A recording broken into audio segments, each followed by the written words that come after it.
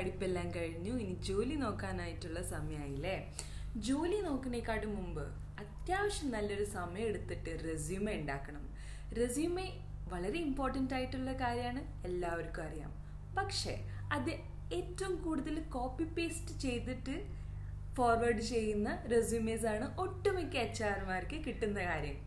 പക്ഷേ സ്വയം ഇരുന്ന് ഒരു കുറച്ച് സമയം എടുത്ത് ചെയ്യാൻ പറ്റാവുന്ന ഒരു കാര്യമാണ് റെസ്യൂമെ ഉണ്ടാക്കാൻ. റെസ്യൂമെ ഉണ്ടാക്കാൻ ഒരു 1 to 2 hours ഇരുന്നാൽ മതി. You can make A nice resume. അതിനായിട്ടുള്ള ടിപ്സും ട്രിക്സാണ് ഞാനിപ്പോൾ പറയാൻ പോകുന്നത്. റെസ്യൂമെ എന്ന് പറയുന്നത് നിങ്ങളുടെ സെല്ലിംഗ് പോയിന്റ് ആണ്. നിങ്ങളുടെ കഴിവാണ് നിങ്ങൾ ആ ഒരു റെസ്യൂമിൽ തെളിയിക്കുന്നത്. HR റിക്രൂട്ടർമാർക്ക് 7 സെക്കൻഡ്സിനേക്കാളും കൂടുതൽ സമയം ഇല്ല നിങ്ങളുടെ ഒരു റെസ്യൂമെ വായിച്ചെടുക്കാനായിട്ട്. ആ ഒരു 7 സെക്കൻഡ്സ് ആണ് നിങ്ങളുടെ ഓപ്പർച്യൂണിറ്റി എന്ന് പറയുന്നത്. റെസ്യൂമെ എങ്ങനെയാണ് ബിൽഡ് ചെയ്യേണ്ടത് അറിയണമെങ്കിൽ please keep on watching this video. ഒരു പെന്നും പേപ്പർ ഉണ്ടെങ്കിൽ please note down the points also. ആദ്യം തമ്പ് റൂൾ ഓഫ് റെസ്യൂമെ എന്ന് പറയുമ്പോൾ 1 പേജ് റെസ്യൂമെയാണ്. വളരെ പ്രശസ്തനായ എലോൺ മസ്കിനും പോലും 1 പേജ് റെസ്യൂമെ ആണ് ഉള്ളത്. So make sure you have 1 page resume. 1 page എന്ന് പറയുമ്പോൾ 1 single front face only. Okay. Second, contents എന്തായിരിക്കും? ആദ്യം സ്റ്റാർട്ടിങ്ങിൽ തന്നെ നിങ്ങളുടെ പേര് വളരെ ബോൾഡ് ലെറ്റേഴ്സ് ആയിട്ട് എടുക്കണം. അത് കഴിഞ്ഞിട്ട് അതിൻ്റെ താഴെ തന്നെ നിങ്ങളുടെ ഫോൺ നമ്പർ, ടെലിഫോൺ നമ്പർ. ആ ഫോൺ നമ്പർ എപ്പോഴും നിങ്ങളുടെ കയ്യിൽ ആക്റ്റീവ് ആയിട്ടുള്ള ടെലിഫോൺ നമ്പർ വേണം. അത് രണ്ടാമത് ഇമെയിൽ ഐ ഡി വളരെ പ്രൊഫഷണൽ ആയിട്ടുള്ളൊരു ഇമെയിൽ ഐ ഡി ആണ് വേണ്ടത്. നിങ്ങൾ കോളേജിലിരിക്കുമ്പോൾ പഠിക്കുന്ന സമയത്ത് ഉണ്ടാക്കിയ ഒരു തമാശയ്ക്ക് ഉണ്ടാക്കിയ പേരൊന്നും ഇടാൻ പാടില്ല. അതിൽ നല്ല പ്രൊഫഷണൽ ആയിട്ടുള്ള ഇമെയിൽ ഐ ഡി വേണം ഇടാനായിട്ട്. മോസ്റ്റ് പ്രിഫർ ചെയ്യേണ്ടതെന്ന് വെച്ചാൽ നിങ്ങളുടെ പേര് തന്നെ ആയിരിക്കണം ഇമെയിൽ ഐ ഡിയിൽ. പിന്നീട് ബേസ് ലൊക്കേഷൻ. ഇപ്പോൾ നിങ്ങൾ UAE വന്നിട്ടാണ് ജോബ് സെർച്ച് ചെയ്യുന്നതെങ്കിൽ UAE ലൊക്കേഷൻ ദുബായ് അല്ലെങ്കിൽ അബുദാബി, എവിടെയാണ് നിങ്ങൾ കറണ്ട് ലൊക്കേഷൻ ഉള്ളത്, ബേസ് ലൊക്കേഷൻ ഇടാം. ഈ 4 കാര്യങ്ങളാണ് ഫസ്റ്റ് ടോപ്പ് മോസ്റ്റ് പേജിൽ കാണേണ്ട കാര്യം. ഓക്കെ. അതിൻ്റെ ഏറ്റവും റൈറ്റ് കോർണറിലായിട്ട് വരുന്നതാണ് നിങ്ങളുടെ ഫോട്ടോഗ്രാഫ് ഇടുമ്പോൾ ശ്രദ്ധിക്കേണ്ട കാര്യം എന്ന് വെച്ചാൽ നിങ്ങളുടെ ഫോർമലി ഡ്രസ്ഡ് ആയിട്ട് വേണം ഫോട്ടോഗ്രാഫ് എടുക്കേണ്ടത്. ഇനിയിപ്പോൾ പെൺകുട്ടികളാണെങ്കിൽ please make sure you tie your hair. ആൺകുട്ടികളാണെങ്കിൽ വലിയ മുടിയൊന്നും വെച്ചിട്ട് ഫോട്ടോ എടുക്കാൻ പാടില്ല. പ്രൊഫഷണൽ ആയിട്ടുള്ളൊരു നല്ല ഫോട്ടോ, കളർ ഫോട്ടോ തന്നെ വേണം. അത് കഴിഞ്ഞിട്ട് താഴെ ഏറ്റവും കൂടുതൽ ശ്രദ്ധിക്കപ്പെടുന്ന ഒരു കാര്യം ഫോർ ഫ്രഷേഴ്സ് ആണ് അക്കാഡമിക് ക്വാളിഫിക്കേഷൻ. ഇപ്പോൾ അക്കാഡമിക് ക്വാളിഫിക്കേഷൻ എന്ന് പറയുമ്പോൾ ചിലപ്പോൾ നിങ്ങൾ ചിന്തിക്കുന്നുണ്ടാവും, എനിക്ക് നല്ല മാർക്സ് ഒന്നുമില്ല, എങ്ങനെയാണത് പ്രൊജക്റ്റ് ചെയ്യേണ്ടത് എനിക്കറിയില്ല എന്നൊക്കെ ആയിരിക്കും ചിന്തയിൽ വരുന്നത്. സോ ആദ്യം എന്ന് വെച്ചാൽ അക്കാഡമിക് ക്വാളിഫിക്കേഷൻ ഒരു കോളം ഫോർമാറ്റിൽ ചെയ്യുന്നതാണ് ഏറ്റവും കൂടുതൽ ഈസി. കാരണം ഞാൻ പറഞ്ഞല്ലോ 7 സെക്കൻഡ്സ് ആണ് ഈ HR റിക്രൂട്ടർമാർക്കുള്ളത്. അവർ നിങ്ങളുടെ പേപ്പർ നോക്കുമ്പോൾ, റെസ്യൂമെ നോക്കുമ്പോൾ ഈസി ആയിട്ട് വായിക്കാൻ പറ്റണം. അപ്പോൾ ഒരു കോളം ഫോർമാറ്റ് ആണെങ്കിൽ ഏറ്റവും കൂടുതൽ നല്ലത്. ക്രൊണോളജിക്കൽ ഓർഡറിൽ വേണം നിങ്ങളുടെ അക്കാഡമിക് ക്വാളിഫിക്കേഷൻ ഇടേണ്ടത്. ഫോർ എക്സാമ്പിൾ, നിങ്ങളൊരു IT എഞ്ചിനീയർ ആണ്. IT എഞ്ചിനീയർ ഡിഗ്രിയിലിടാം. അത് കഴിഞ്ഞിട്ട് ഏത് ലൊക്കേഷനിലാണ് നിങ്ങൾ ചെയ്തത്, ഏത് യൂണിവേഴ്സിറ്റിയാണ് ചെയ്തത്, ക്ലാസ് ഓഫ് മാർക്സ് അല്ലെങ്കിൽ ഗ്രേഡ് അതിടാം. അങ്ങനെ ഡിഗ്രി, അത് കഴിഞ്ഞിട്ട് 12th, 10th, അങ്ങനെ ആയിട്ട് അത് ഇടാം. ഇപ്പം നിങ്ങളുടെ അക്കാഡമിക്സിൽ വല്ല ഗ്യാപ്പ് ഉണ്ടെന്നിരിക്കട്ടെ, ആ ഗ്യാപ്പ് ഉണ്ടെങ്കിൽ ആ year of passing out column ഒന്ന് വിട്ടുകളയാം. ഓക്കെ. അത് നമുക്ക് ഇഷ്ടമില്ലാത്ത കാര്യങ്ങളൊന്നും നമുക്ക് പേപ്പറിൽ ഇടേണ്ട ആവശ്യമില്ല. സോ ആ കോളത്തിൽ ഇയർ അത് എടുത്ത് കളയാം, എന്നിട്ട് അത് ചെയ്യാം. പിന്നെ ഇനി മാർക്സ് നല്ലതല്ലെങ്കിൽ ജസ്റ്റ് മെൻഷൻ ചെയ്യുക ഏത് ഗ്രേഡാണ് നിങ്ങൾക്ക് കിട്ടിയിരിക്കുന്നത്. സോ അങ്ങനെ അതിൻ്റെതായ സ്പെസിഫിക്കേഷൻസ് എഡ്യൂക്കേഷൻ ക്വാളിഫിക്കേഷനിൽ ഇടണം. അതാണ് ഏറ്റവും കൂടുതൽ HR-മാർ ഒരു ഫ്രഷേഴ്സ് പെർസ്പെക്റ്റീവിൽ നോക്കണ കാര്യം. ഓക്കെ. താഴെ ഇടേണ്ട കാര്യമാണ് അച്ചീവ്മെൻറ്റ്സ് അല്ലെങ്കിൽ പ്രൊജക്ട്സ്. ഇപ്പോൾ എൻജിനീയേഴ്സ്മാർക്ക് പ്രൊജക്ട്സ് കണ്ടമാനം അവർ ചെയ്തിട്ടുണ്ട്. എവറി ഇയർ പ്രൊജക്ട്സ് ഉണ്ടാവും. അപ്പോൾ അതിനെ പറ്റിയിട്ടായിട്ടാണ് നിങ്ങൾക്ക് എഴുതേണ്ടത്. ഇനി അതിൽ ഫുൾ ഒരു എസ്സേ ഒന്നും എഴുതേണ്ട ആവശ്യമില്ല, ഒരു 2-3 വരി എഴുതാം. ഇനി ഇത് എങ്ങനെയാണ് എഴുതേണ്ട വിധം, ബുള്ളറ്റ് പോയിന്റ്സ്.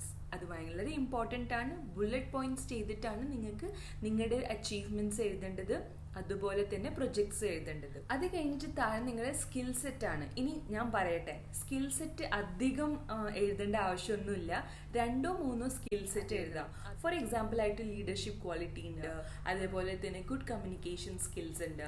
ഇതൊക്കെയാണ് എക്സാമ്പിൾസ് ആയിട്ട് നിങ്ങൾക്ക് എഴുതാൻ പറ്റുന്ന കാര്യങ്ങൾ. അത് കഴിഞ്ഞിട്ട് ലാംഗ്വേജസ്. സോ ലാംഗ്വേജ് നിങ്ങൾക്ക് അറിയാവുന്ന ലാംഗ്വേജ് നിങ്ങൾ ഫ്ലുവൻറ്റ് ആകുമ്പോൾ ലാസ്റ്റ് എഴുതേണ്ട കാര്യം എന്ന് വെച്ചാൽ ഹോബീസ് എന്ന് പറയുമ്പോൾ എന്താ, നിങ്ങളുടെ വർക്ക് അല്ലെങ്കിൽ പ്രൊഫഷണൽ റിലേറ്റഡ് ആയിട്ടുള്ള ഹോബീസ് വേണം.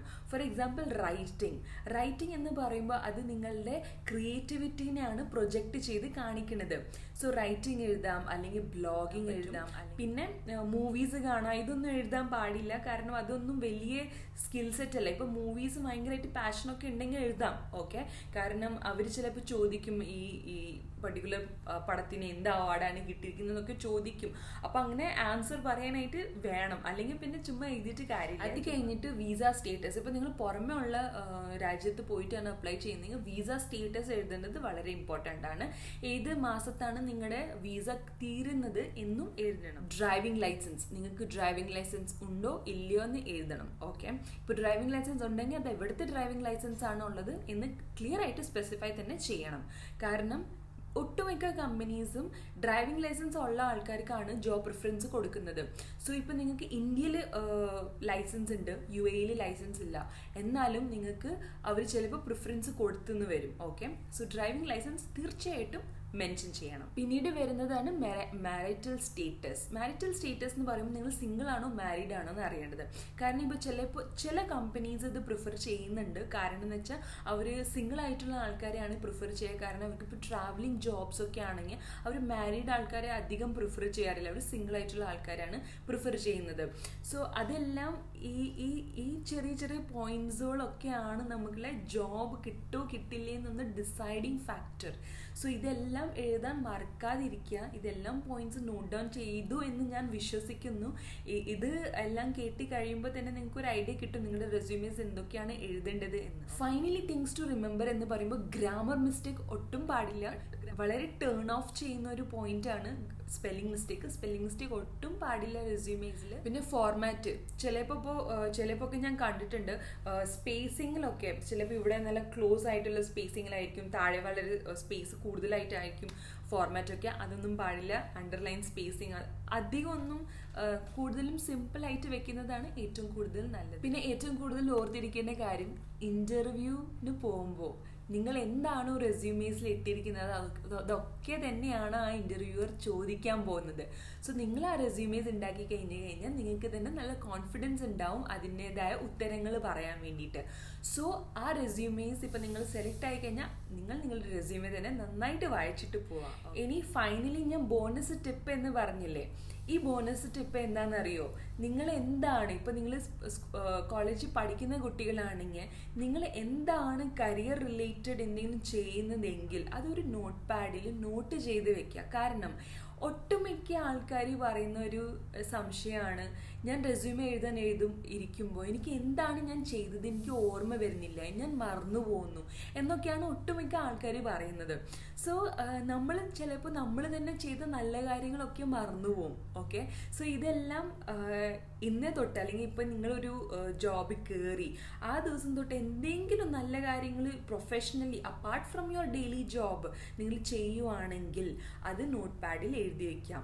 നിങ്ങൾ ആ ഈ ഒരു പ്രസൻറ്റ് ജോബ് വിട്ടിട്ട് വേറെ ജോബിൽ പോവുകയാണെങ്കിൽ ഇതെല്ലാം നിങ്ങൾക്ക് റെസ്യൂമിൽ എഴുതാൻ പറ്റും. So most of the time ഈ ബ്ലാങ്ക് ഔട്ട് ആവുക എന്നൊക്കെ പറയില്ലേ, അപ്പോൾ അതൊന്നും ആവാതിരിക്കും. സോ ഈ ബോണസ് ടിപ്പ് എന്ന് വെച്ചാൽ നിങ്ങളൊരു നോട്ട് പാഡിൽ എന്തൊക്കെയാണ് നിങ്ങൾ കരിയർ വൈസ് ചെയ്യുന്നത് അതൊന്ന് എഴുതി വെക്കാം. അത്രേ. ഹോപ്പ് സോ ഈ എല്ലാം പോയിന്റ്സ് നിങ്ങൾ നോട്ട് ചെയ്ത് വെച്ചിട്ടുണ്ട്. ഇനി നിങ്ങൾക്ക് വേണ്ടിയിട്ട് ഞാൻ കുറച്ച് ഫോർമാറ്റ്സ് ഒക്കെ ഉണ്ടാക്കിയിട്ടുണ്ട്.